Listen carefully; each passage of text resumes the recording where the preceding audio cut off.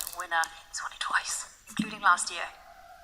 Well, we see that Anish is kind of focused, waiting the opponent, who is not other than world number 1. Is he still preparing, or what is he doing? Gary was like that he was always coming in the very last second. Is that a psychological ploy, do you think, Judith? Just arriving late to assert your dominance over the opponent? Well, I think Gary was absolutely doing it for psychological reasons, but it also had to do with the fact that there were a lot of photographers, and there was no zero tolerance at the time, so there was 5 minutes when people could make pictures. He showed up like 50 seconds before, and then all the flashes went into his eye. But we see, game starts. Yeah, and we're off. Magnus sits down, takes a jack, has been the first to move. No repeat this time of Magnus arriving 2.5 minutes late, like we saw during the World Championship, the Blitz World Championship. And okay, 1e4, Anish gets away from the board this time. Wow, some mind games at this early stage, Judith. Well, with 3 minutes on your clock with 2 extra seconds, it seems like they have their ideas how to spend those extra seconds just looking around. Wow. But now it will speed up for sure. Fast and furious, but furiously away from the board, and it's the Sicilian defense. It's one of my favorite variations. It's the Alipin, the C3 Sicilian, and Anish employ this one too much, but Magnus has a lot of experience on the black side, so it feels like deep preparation.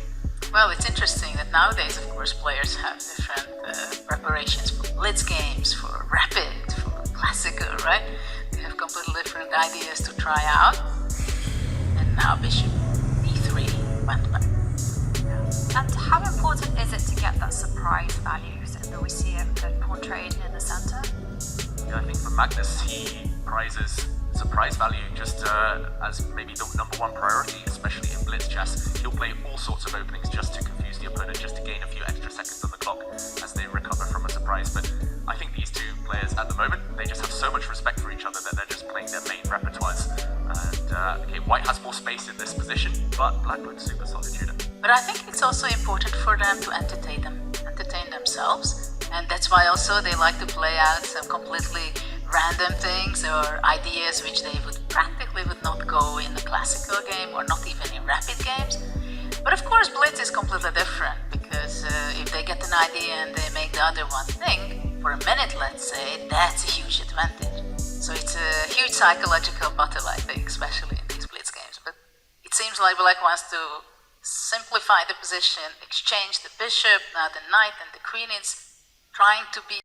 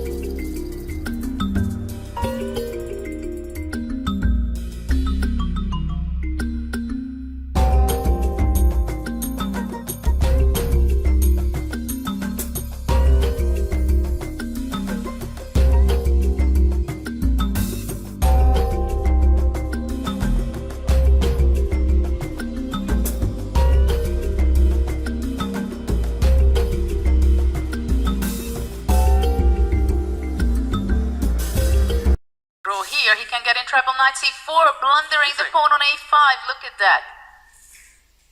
Wow, just no time on the clock for Magnus, under 5 seconds. No time and no pawn. That's a little bit too much.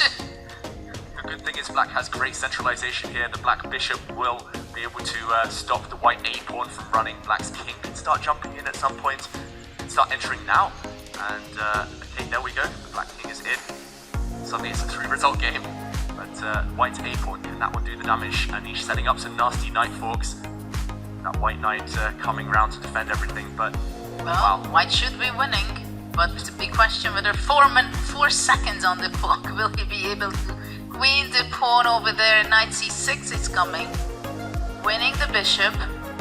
And surely the knight is going to sacrifice itself for the b-pawn, and the white king will steal all the glory and go for the remaining pawn on f5. White has to bring back the knight. Yep. Where's he going to bring it? Anish Giri, he's got only a few seconds left. He's brought it back in line now with that black b-pawn, but can white force the exchange? 2 remaining f-pawns will decide the game. Who gets there first later? His king's coming back. This surely isn't a good sign for Magnus Carlsen, but... Or maybe he's got He's saving it. What is saving? Well, it's a boat, but with a roller coaster in between. Now, we saw the evaluation bar. White was winning, but such a tricky endgame, and Magnus working his endgame magic to hold the draw.